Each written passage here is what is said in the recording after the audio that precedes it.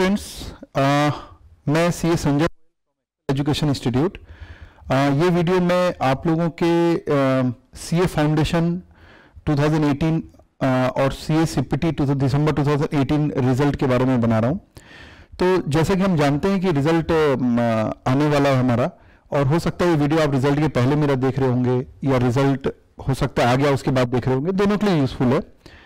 तो actually result आने के बाद हम जैसा कि हम जानते हैं कि स्टूडेंट्स पास हो जाते हैं, कोई बहुत अच्छे नंबर से पास होते हैं, कुछ स्टूडेंट्स फेल हो जाते हैं, अनफॉर्चुनेटली सक्सेस नहीं हो पाते। पास हो जाते हैं, वो स्टूडेंट आते हैं हमारे पास, खुश होते हैं, मिठाई खिलाते हैं, इट्स ओके, बहुत अच्छी बात है। लेकिन बेसिकली ये जो वीडियो बनाने का मेरा पर्पज़ है, मैं कुछ पॉइंट नोट किया हूँ। जो खास पर्पज़ है वो उन स्टूडेंट्स के लिए है जिनका अनफॉर्चुनेटली इस एग्ज़ाम में सक्सेस नहीं मिल पाई। बल्कि मैं तो ये बोलूँगा कि उनको सक्सेस नहीं मिल पाई बोलने से अच्छा ये रहेगा कि उनकी सक्सेस जो है वो पोस्टपोन हुई है। तो उन स्टूडेंट्स का जिनका इस एग्ज़ाम में क्लियर नहीं हो पाया, बेसिकली वो कहीं ना कहीं डिप्रेस होते हैं और दुखी रहते हैं और थोड़ा तकलीफ में रहते हैं। तो उन स्टूडेंट्स को सही मायने में हम लोगों की ज़रूरत रहती है as a teacher, as a counsellor. लेकिन अनफॉर्चुनेटली वो टीचर से मिलने नहीं आते। हो सकता है उनको हेजिटेशन रहता है, मेरा अनुभव है मेरा कि वो हेजिटेशन के कारण कई बच्चे फेल हो जाने के बाद मिलने नहीं आते। जबकि अगर वो टीचर्स के पास मिलने आए तो उनको काफ़ी बेनिफिट मिलता है। उनको समझ में आता है कि एग्जाम में क्या कमी रह गई, क्या कहाँ इंप्रूवमेंट की गुंजाइश है, उससे आगे फिर से हम सक्सेस कर सकते हैं। भाई नवंबर दिसंबर एग्जाम में नहीं हुआ तो मई में फिर हो जाएगा, कोई बड़ी बात नहीं है।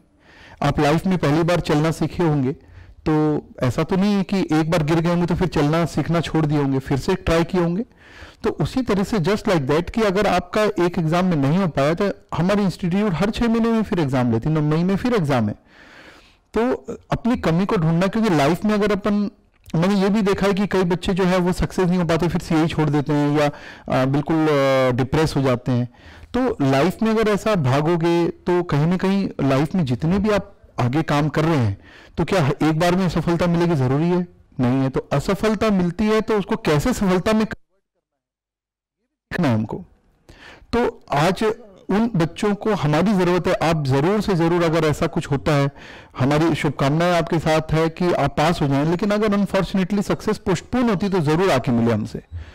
और देखिए, अगर आप सक्सेस नहीं हुए हैं तो उसका कई सारे कारण हो सकते हैं। ये आप इसको इससे मत जोड़िए कि आप में टैलेंट की कमी है या आपने मेहनत नहीं किया। कई बार देखिए क्या होता है, कुछ बच्चों को तैयारी करने में समय ज़्यादा लगता है दूसरों की अपेक्षा में। हो सकता है फर्स्ट अटेम्प्ट में उनको तैयारी का पूरा समय नहीं मिल पाया हो सकता है कि दूसरे शहर से आए होंगे, दूसरे जगह से आए होंगे, यहाँ के माहौल में नहीं वो सेटल हो पाए होंगे, हॉस्टल के कारण, खाने पीने के कारण। कई बार ये होता है कि पहली बार में हो सकता है स्टूडेंट ने खुद ही ध्यान नहीं दिया हो पढ़ाई में, लेकिन जब बाकी फ्रेंड्स उसके पास हो गए तो उसको लगा नहीं यार मेरे को भी मेहनत करना था। हो सकता है कुछ कमी नंबर से हम फेल हो गए, हो सकता है कि बाकी सब्जेक्ट हमारा अच्छा रहा, कुछ एक आध सब्जेक्ट में हमारी कमी रह गई। तो अब तो आप जितने भी नंबर लाए उतनी तैयारी हो चुकी है आपकी। अब तो आपको बैलेंस जहां जहां कमी रह गई उसको दूर करना है। तो बेसिकली आपको जरूर मैं तो बोलता हूं कि जो स्टूडेंट पास हो गए उनको ध्यान रखना चाहिए कि उनके कौन से फ्रेंड्स का नहीं हुआ है, उनको लेके आए हमारे पास।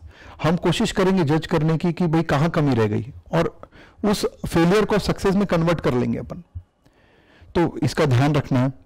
और मैं रिकमेंडेशन ये दूंगा कि एक और प्रॉब्लम होती है कि चलो ठीक है, फिर नई अटेम्प्ट के लिए तैयारी करते हैं, अगले अटेम्प्ट के लिए तैयारी करते हैं, आइसोलेटेड हो जाते हैं, अकेले पढ़ते हैं, हफ्ता भर तो दुखी रहते हैं, फिर तैयारी करते हैं, फिर आगे जाके आइसोलेट होने के कारण पढ़ाई में मन नहीं लगता। तो जॉइंट स्टडी कीजिए, 2 फ्रेंड मिलकर स्टडी कीजिए, इससे आपको काफी बेनिफिट मिलेगा। सबसे पहले तो लिस्ट बना लीजिए आप कहाँ कहाँ पर प्रॉब्लम गई है, और उस हिसाब से फिर तैयारी शुरू कीजिए।